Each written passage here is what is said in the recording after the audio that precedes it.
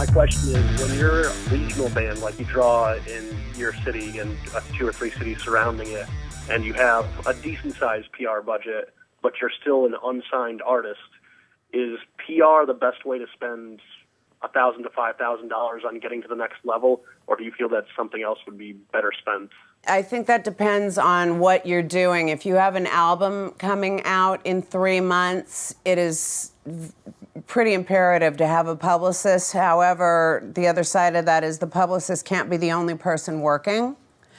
You need a team. That said as well, we don't just do PR anymore. We would starve to death. We do social digital media.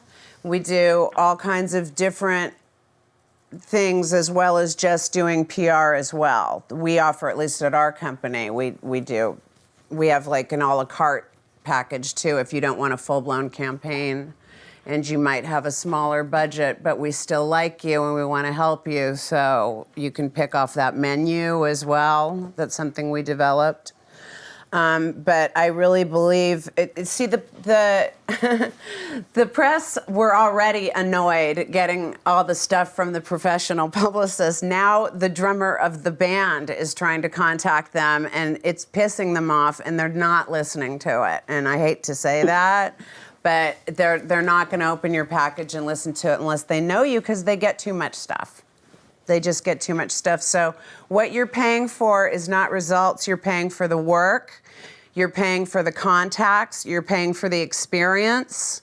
And, just like the fact that I can get anyone on the phone, but you're never going to get them on the phone. Yeah. Do you know what I'm saying? Yeah. And results are very, very subjective. One of the things that I've learned from publicists over the years is that it's not just a matter of money. It's not just because you have a Rolodex that you can get people. You need something to work with. My publicist used to tell me, Rennie, exactly. I need some bits. I need a hook. Talk about that idea for a minute. This is what I kind of equate it to this.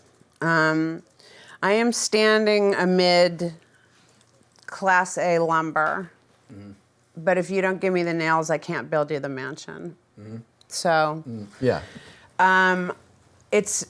there's a lot of artists. It is anyone's game, as you said. Yeah, and there's a lot of similar artists out there as well. And you need to put yourself head and shoulders above this similar kind of artists to get the space over these other artists. And so you have to help the publicist come up with it, and it has to be true. Like publicity stunt is really, it's so over, that kind of stuff. And it's just too easy to check on if something's true or not with the internet. Click.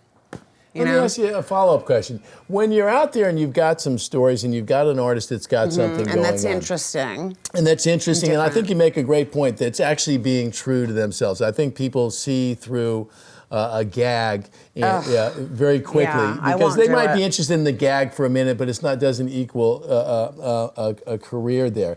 Is it and I say this because I know there are artists out there that are going to get a lot of no's. How often have you worked on a project where for the first 3 or 4 months it was all no's before you started to turn it around? Talk about that if you would. Well, usually something happened with the band, like they got on a really cool tour, or they started, even charting kind of matters still a little, not like it did in the 90s, but it still matters, or maybe they did a video that hit and went viral and was really cool and vibey, and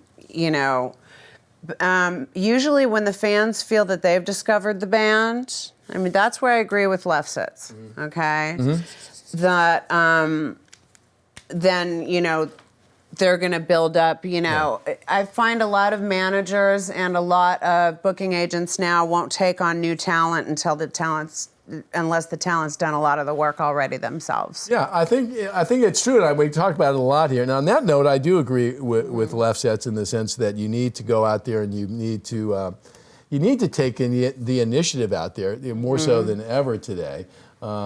but I guess the point is that you need to have a continual supply of stuff. You're going to get some no's, but you got to keep going. And then at some point, that cumulative effect of you knocking with a continual, making them aware so that when that big item comes, they can do something with it. You can be creative. Like one of the bands that we're working with right now is a band called Vignette, which is a very new band.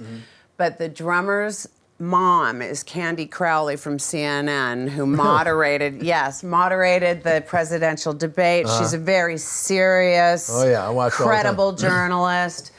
We came up with the idea that she do a intro promo to their first video, and she is such a good sport that she did this, and we called it nepotism, and it, she's like pitching her son's band, and then she has to sing it a cappella.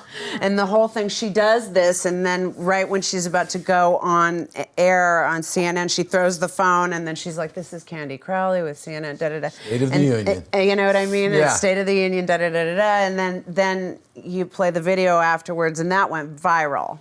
Viral with CNN as well, because they loved it too. And that's a creative way to... Well, there was an obvious connection, and I love that. I love that. Yeah, like that was, it's like, but a lot of people wouldn't have thought of doing that. Yeah. No, you got to be clever today, You've got to be really more so clever, than ever. and you've got to be really creative. And what a band may not think is interesting, I might think it's really interesting. So just tell me everything.